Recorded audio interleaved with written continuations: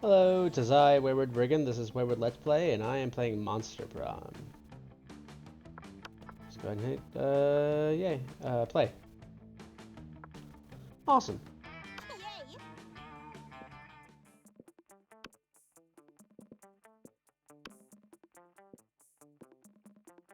Sure.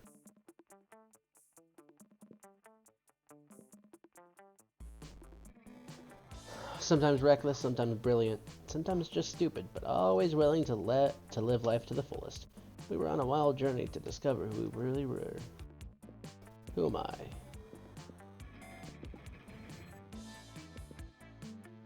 I'll be that one.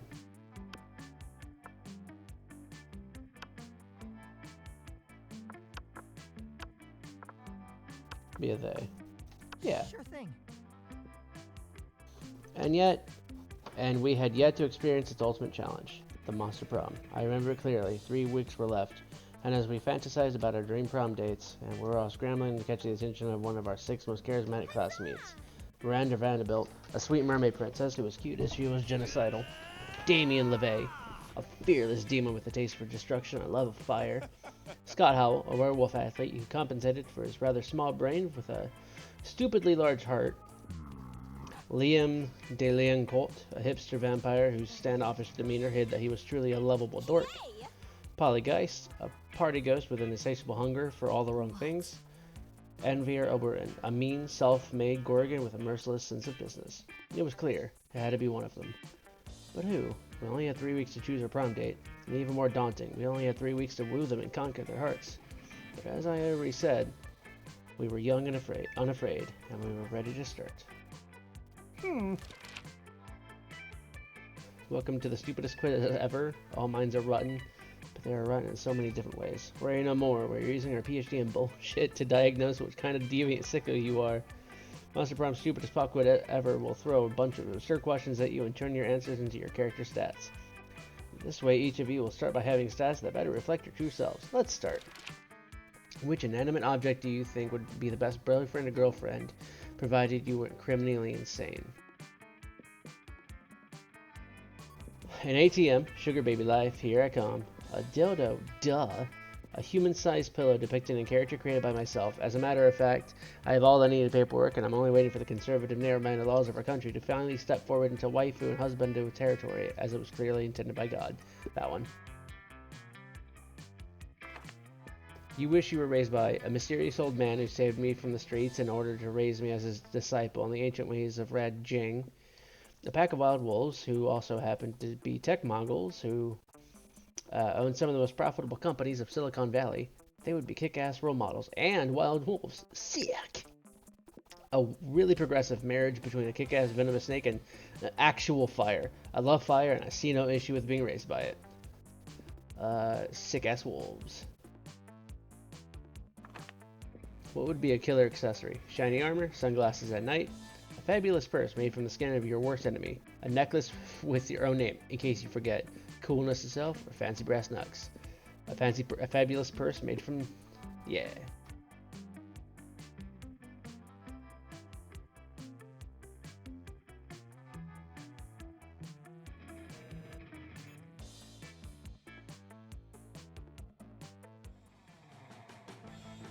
All right.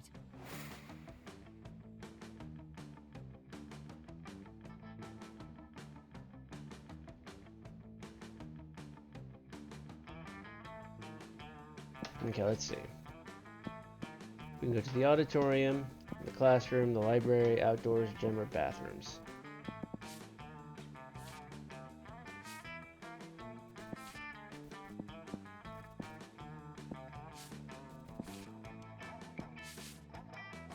Smart 6, boldness, creativity, charm, fun, or money.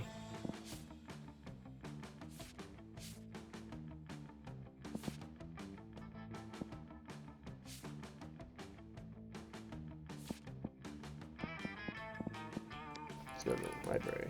That day you spend some time in the library's PCs, mining some bitcoins. It is supposed to have something to do with solving algorithms and the rise of cryptocurrency, but you guess that nobody actually has any fucking idea how it really works. Anyway, you gain 2 bitcoins, which is equal to $2 million, which unfortunately is equal to 2 monster dollars, so plus 2 money. You look up to see Scott approaching Vera. He looks confused. That is unusual for Scott, so you decide to eavesdrop anyway. Hey Vera, you're mean, right? Aw, you noticed. And you're a girl, right? Aw, you noticed.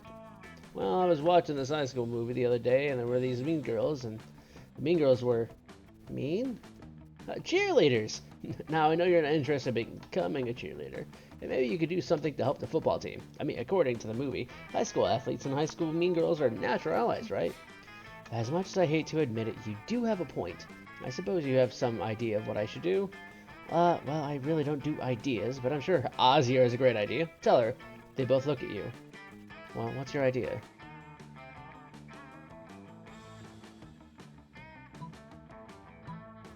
Forget cheerleaders. We need fear leaders. Instead of pumping our team up, they'll make the other team feel like shit. Yeah. Fear leaders. Now, hold on a second. You and Scott watch as Vera frantically makes about a dozen phone calls. Alright, I've trademarked for fear leaders. The idea is mine. You didn't think of it. Also, thank you. I can already imagine the uniforms. Black leather, real skulls, a folder of blackmail material on each member of the opposing team. You know what? I already have most of the stuff in my closet at home.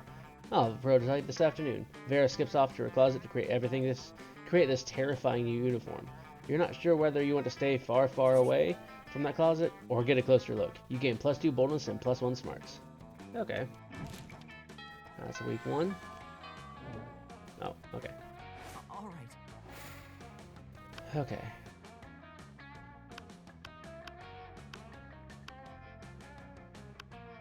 Screw it. Let's go check out Vera. You find Vera and Polly at the table, deep in conversation. Alright, business idea. People pay a monthly subscription to prevent me from drugging their food. Business idea. People pay me a monthly subscription to put drugs in their food. Business idea. Price set the cafeteria's current food supplier by selling plastic food. Business idea. Nipples. Just nipples? Yeah. Okay. Wait. Business idea. Use clever marketing and food science to create the perfect new diet craze and sell it for an insane profit. That's actually a really good idea. Better than nipples? Yes. We just need to figure out what our new diet product would be. Tapeworms. They're gluten-free, dairy-free, 100% organic. You can get them for free for sick cows. Tapeworms. That has been. What a delicious idea. Yeah. But what about for like ghosts and stuff? Ghosts want to lose weight too. Well, we'll just sell ghosts of tapeworms alongside the living ones, naturally. Where are you going to get tapeworm ghosts? Simple. I'll just kill tapeworms with unfinished business. Just pretty much any tapeworm, honestly. They're very ambitious. Well, all of my objections to this plan are solved. Scam away. Soon Vera's near slender friends are all the rage in the cafeteria, and she seems to tolerate your presence even more, and everyone loses weight.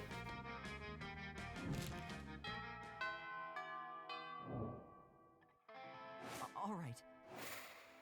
Okay, so I have 4 charm and 4 fun.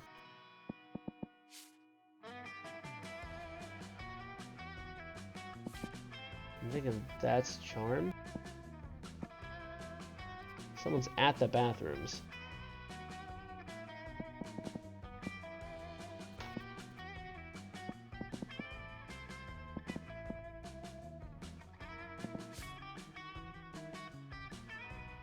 Do I want fun or charm? Or boldness?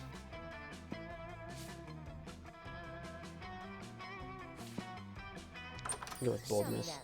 Welcome to my little shop. Buy some shit. I have shit that will boost your stats, shit that will lead you to stupid new adventures, even some shit that might be much needed at a very specific moment. So take a look.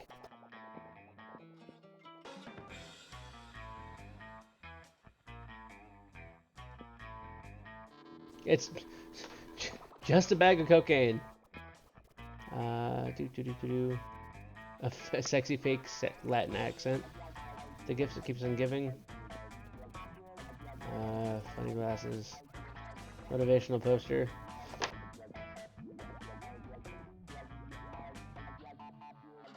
Yeah, I'm selling a corpse. It's like some kind of fashion accessory. Sounds like I'm prone to dispose of it.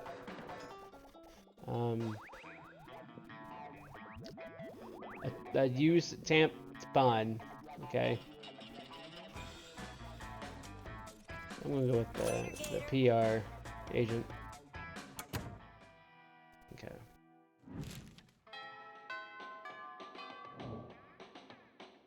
All right.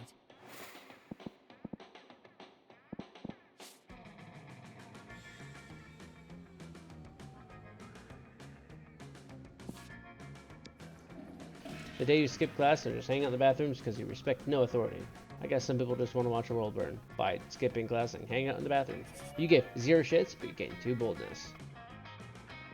You see Miranda, Polly, Vera, and Damien all crowding around the bathroom mirror. Can't a monster take a shit in peace at this school? Your brows are just short of being on fleek. They're 1 millimeter off fleek. Maybe your snakes got in the way. Pathetic. This coming from someone whose face is see-through. How can we tell if it's your highlight or the highlights of an oncoming train? Oh, please. You wouldn't know a good contour if it punched you in the throat. And a really good contour can actually do that. I like to start with a palette of complementary colors for my skin tone. Bold, red, baby flesh pink, bloodshot crimson, and then do a basic blend of a soft-boiled chimera egg. What? It's called technique, fuckers. Doing amazing makeup is like punching someone's face with beauty. I just do not see the use of putting so much time and energy into painting someone's face. Is that not what we all have makeup slaves for? Miri, no. At least we know we're both more competent than Miranda. And worse than me. Not that that's saying much of anything. There needs to be a way of setting who's best at makeup. Both Vera and Polly look expectantly at you.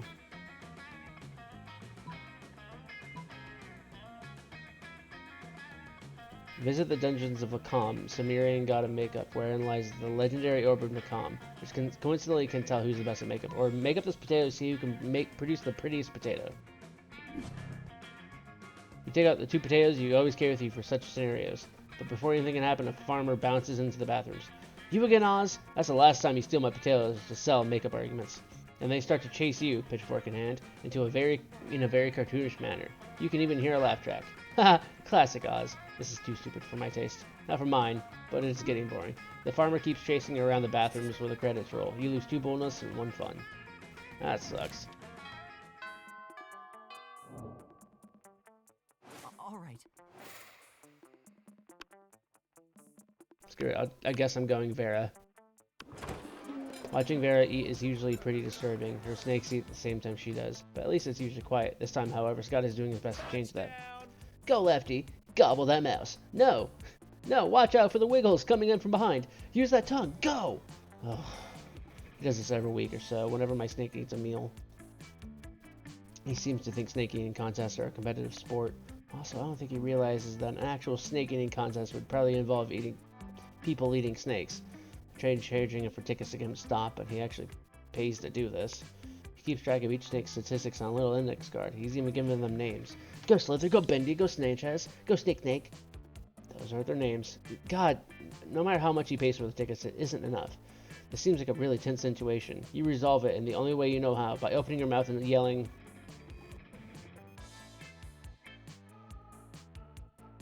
boring. This is nothing compared to earthworm eating contests. What? There's a more exciting sport than snake eating contests? You gotta tell me about it. Oh yeah, earthworm eating contests are literally crawling with suspense. And even better, they're going on all the time, with thousands of players in each game. Thousands? Where's this game? Where's the game? Where do I go? Anyway, anywhere there's dirt. Anywhere? There's dirt in so many places. So many places that aren't here. Get going, sports that game, or whatever. I will, Vera, I will. I swear one of these days he's going to decide choking on his food is a sport and die. While you hope Scott doesn't actually die, the main thing on your mind right now is how Vera's smiling at you. Nice.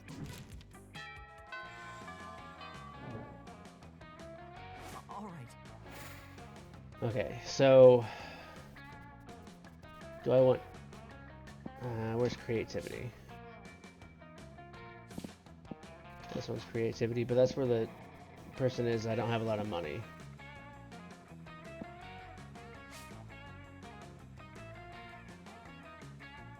I want to do smarts. That day you spend some time in the poker library's PCs playing some good old online poker. Gambling seems like a stupid and dangerous decision, but who cares? This time it paid off, so fuck it. You gain 2 money. Okay. Afterwards, you discover you've been poisoned and only Vera has the antidote. She does this all the time. It's how she invites you to hang out. There you are. Thanks so much for coming. I'm embarking on a new criminal enterprise and I need a conciliarage. I didn't catch that word. The idea is simple yet brilliant. Think Uber, but for killing people. I call it murder. But it turns out the market is flooded with assassination apps. Assassination apps and blood. I need a way to get ahead of the pack. And since you're such a good advisor...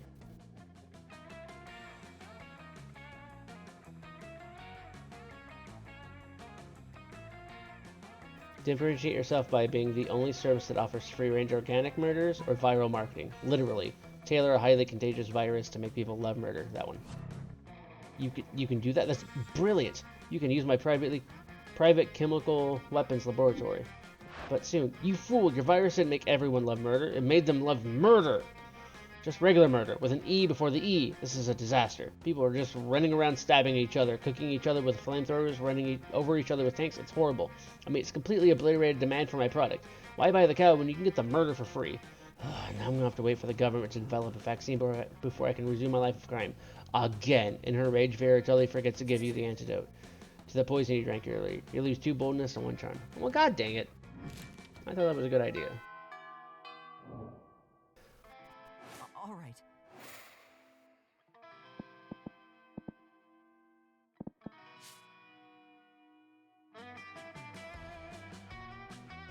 Guess I'll go for more boldness. The day you skip class, yeah, I've done this one already. On the way there, you run into Mamimi, the Oni girl. She offers you some of her weird Japanese energy drink. You take a sip. It tastes crazy as hell. You need to check the contents of this shit. Guarana need seed extract, benzoic ice, and 50 milligrams of caffeine, and 100 milligrams of boldness. Well, that's not bad at all. You gain 2 boldness. Thanks, Mamimi, and proceed to the bathrooms. After you notice the bathroom lines are longer than usual, and it's not even giving up free cake in the bathroom day. And that's when his blood got all over Daddy's chariot. Not a problem. The good news is it's never a murder if there isn't 3 or more witnesses. If anyone tries to argue, just remind them that the death, alleged death, took place underwater and therefore is disqualified for regular trial. It must be resolved by trial if by combat. Aqua combat. Wow, Vera, you're amazing at this. Here's 50 money. Legal troubles, Oz? You've come to the right, absolutely 100% licensed attorney.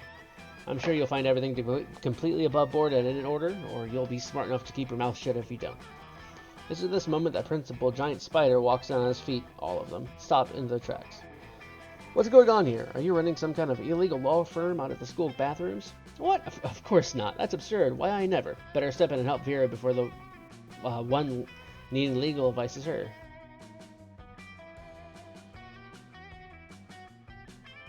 What? This isn't illegal. Just ask this lawyer. God dang it. Young lady, are you really a lawyer? Yes, of course. How else could I have this law firm? Perfect. Principal Giant Spider slams down his money. Now that you're taking my money, we can attorney-client privilege. That means I owe you for 10,000 years. I found myself a bit of trouble legally and financially and spiritually, mathematically, retroactively. Actually, and if there's one thing I know about lawyers, they love to sell things via duel. Here's a pistol. I'm going to need you to be in this graveyard at dawn. Wow, okay, slow down, buddy. I'm not actually a lawyer. You're not? I'm going to your high school. Obviously not. And as you both attend his high school, it is with no difficulty that Principal Giant Spider gives you both detention. You and Vera spend the rest of the night writing, I must not give my teachers false hope about their legal problems over and over again. You wanted to spend more time with Vera, but certainly not like this. And from the look she's shooting you, she feels the same way. For your stupid half-baked plan, you lose 2 creativity and 1 smarts. God dang it. All right. Okay. Back to Vera. You arrive at Polly and Vera's table to find them eating. Wait, both of them? Oh, yum yum, I sure do love food and eating. Look at this food go in me. Yes, this cafeteria, Slappy Joe, truly has a subtle flavor profile. Finally, you notice the cause of this absurdity. A well-dressed businessman sitting in the next table, watching both women intently. Oh yeah, I know you like this, baby. My eating is realistic and erotic. Be cool, Polly. The man wants to pay us for eating in front of him, not screaming about eating. Is this not what eating is? I forgot. While Vera tries to explain eating to Polly, the businessman shyly approaches you and gives a small bow. Much obliged, friend, he says in a small voice. Are these 2 fine young ladies your friends? I must confess that I have searched far and wide for a suitable candidate to fulfill my rather unusual fetish. paying a student in high school for monsters to eat food while I watch politely from a distance. But I find myself unable to choose which of these two beauties to hire. A snake-headed one who possesses a certain grace. Yeah, pay me, motherfucker. Pay me to do a thing I was going to do anyway. But the translucent one has such passion. I don't even want the money. This is just fucking weird and I love it. In your opinion, the businessman finishes. Which would be the wiser choice on your part? The Gorgon, obviously. Look how many mouths she's got in her head. The businessman strokes his chin and nods. You have a point, he says. The ghost only has the one mouth, and food seems to go right through her. This Gorgon, meanwhile, has countless mouths. Such value. Value is right, Pervo. 1,000 in cash up front, you can pay for all my meals, and you give me your pants. Oh, holy shit, he's doing it. He's getting naked. Vera is able to convince her businessman to pay for a fancy dinner for you and her. It's a little creepy with him watching the two of you, but you get over it. Okay. All right. Okay.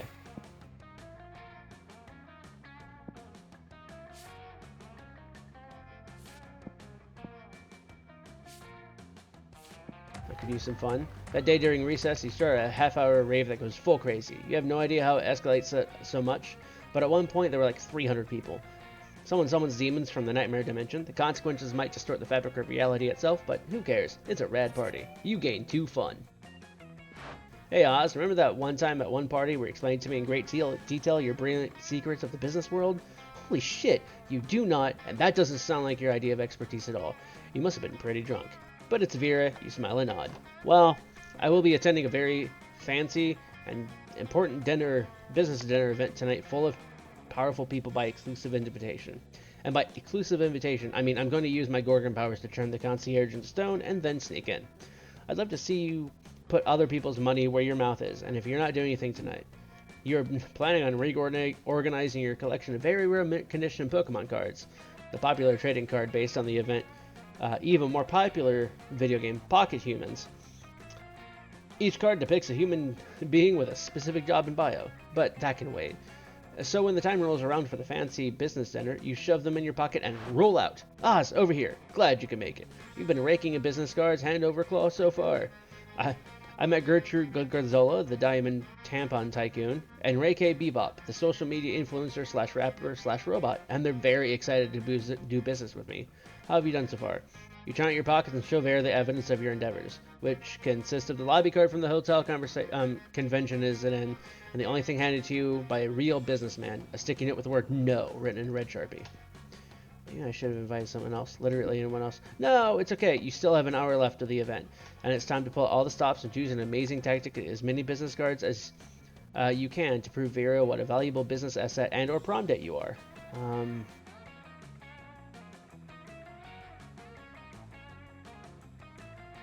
This one.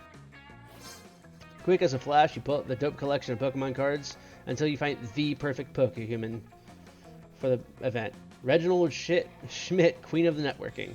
Regina Schmidt, Queen of Networking. She's the owner of a plethora of businesses, as well as one of the 7 guardians of the stock market. It's an incredibly rare and gives whoever possesses that 7 in networking, which makes it super valuable. Suddenly, you're being surrounded by businessmen, each thrusting his card at you in a veritable orgy of potential business collaborations. Within minutes, you have so many business cards that you will need to be a tentacle monster in order to hold all of them. Damn, Oz, you really know how to clean up, don't you? I think you have a business card from just about everyone here. Just then, 2 businessmen rushed towards you so fast, cards extended, that they smashed into each other and are both knocked out. I stand corrected. Vera stoops down and collects the business cards from the unconscious men. You hand her the stack of the cards you've produced, and the 2 of you link arms and walk away. You toss the Reginald Schmidt card over your shoulder without even looking to see who may catch it. You no longer care about its fate. You have everything you ever needed. A bunch of business cards, plus 2 boldness, plus 1 smarts, and the affection, or the very least the tolerance, of a good woman. The Monster Prom draws near. Oz. Hi. Chosen Vera. Ask the person, yes. All right. You finally pluck up your courage and ask your beloved to go to the Monster Prom with you. You asking me to go to the prom with you? Sorry, I'm focusing on my career. My career in not dating losers like you. Bye, loser. Clearly, this is too much for you. You abandoned high school and spent the rest of your life designing a robot for sex purposes. Unfortunately, as soon as your robot lover got true AI, it rejected you. Well, okay then. Jesus Christ, there's 1,500 outcomes. Okay. Most likely to survive for a year drinking only their own pee. Vera. Most tsundere. Okay.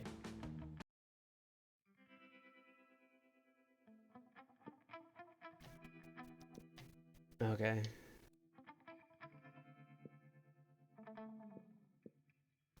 Vera founded and became captain of cheerleaders. They ruined the lives of many people. Okay, these are just going to be recapping of everyone.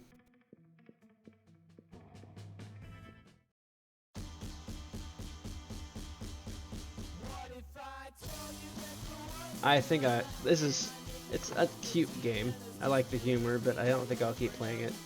Like, share, subscribe, do all that fun stuff. Check out Oh So Geek. It's awesome. Bye.